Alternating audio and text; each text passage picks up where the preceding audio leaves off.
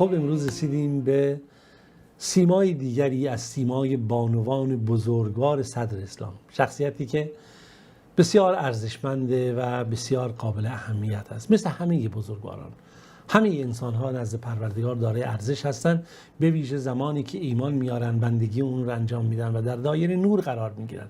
و چه کسانی بهتر از انبیا علیهم السلام، چه کسانی بهتر از محمد صلی الله علیه، چه کسی بهتر از محمد صلی الله علیه وسلم و چه کسی بهتر از شاگردان و یاران و خانواده رسول خدا صلی الله علیه وسلم.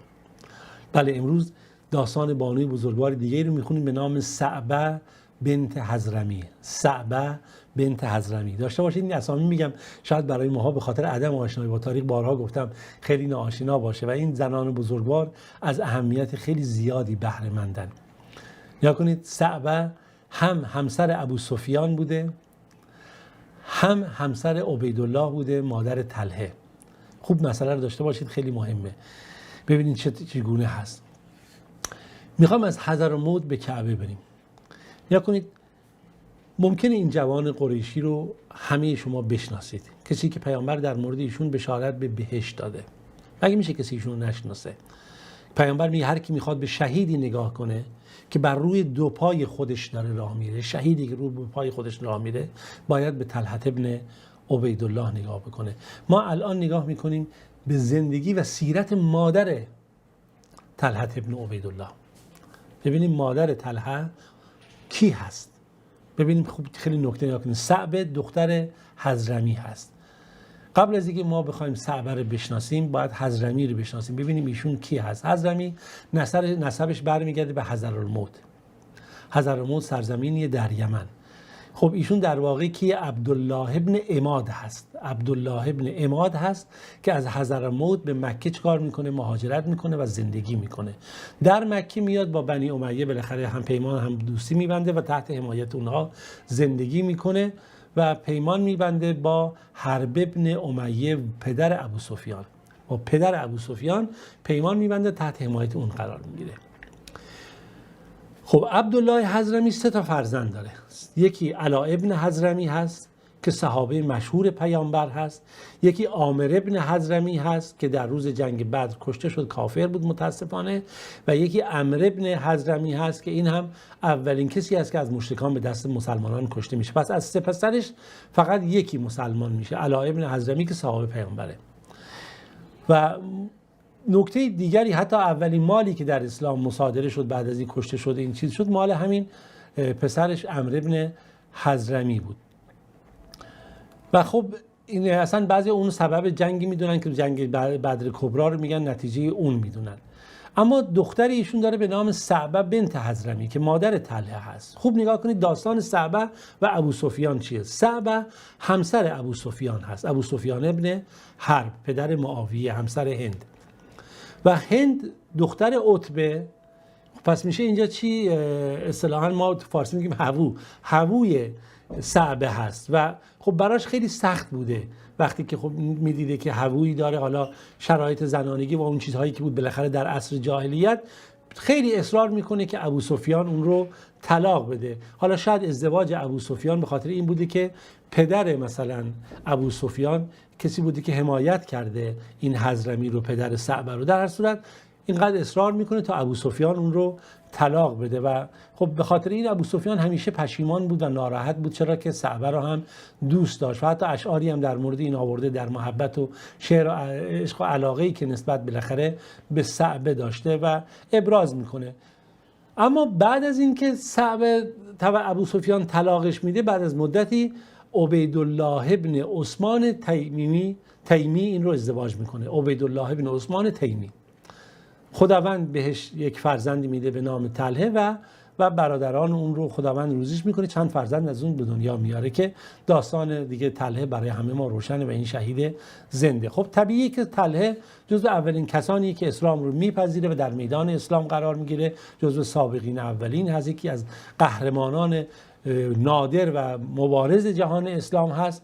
خب مادر ایشون هم طبیعیه که در همون رده اول مسلمانان قرار میگیره و ممکنه یه مقداری در اون رده اول مادر قرار نگیره و سالهایی رو با بتپرستی و شرک گذران، اما بالاخره شرایط اینگونه شد که مادر هم ایمان آورد به همراه گروه دیگه و طلحه با بالاخره جماعتی از مسلمانان که ایمان آورده بودن پایداری کردن در راه اسلام خودشون. دوران مکی هست، اصلا برای من شما خاطر آوردن این صحنه ها فقط شاید یک قصه باشه و سختی های زیادی رو تحمل کرد. اما نکته جالبی که وجود داره، خب صعبه دیر اسلام آورد، مثل طلحه نشد که پسرش که زود جز سابقین اولین بشه و خب این دختر حضرمی بود. دو تا برادرش هم جز مشرکین اصلی بودن و درسته یکی از برادرانش بعد صحابی شدند و مقام بالایی پیدا کرد. صعبه وقتی فهمید که طلحه پسرش مسلمان شده و اون شرایط قریش و فلان و اون وابستگی های قومی و جاهلی و قبر و زیارت و بت و امثال اینها، اون پیروی آبا اجداد، خیلی پسرش رو اذیت میکرد، با شدت در اوایل اذیت میکرد، تا جایی که امام بخاری روایتی که از مسعود ابن حراش نقل کرده میگه ما بین صفا و مروه داشتیم طواف میکردیم یا میرفتیم، دیدیم که اناسون کثیرون یتبعون فتن شابا موسقا، دیدیم که جمعیت زیادی به دنبال یک جوانی افتادن که دستهاش بسته شده در گردنش، حالا یا با زنجیر یا با طناب. قلت ما شأنه، گفتیم داستان این چیه؟ این چرا افتادن این جوان اینجوری چیه؟ ببینید لحظه های خداوند. ببینید حالا بعضی میگن ما مادرمون ما برخورد میکنه، ما ایمان آوردیم، پدرمون یا مادر پدرمون نسبت به ایمان ما توجه نمیکنن. ببینید فقط دادن باید صبور باشه.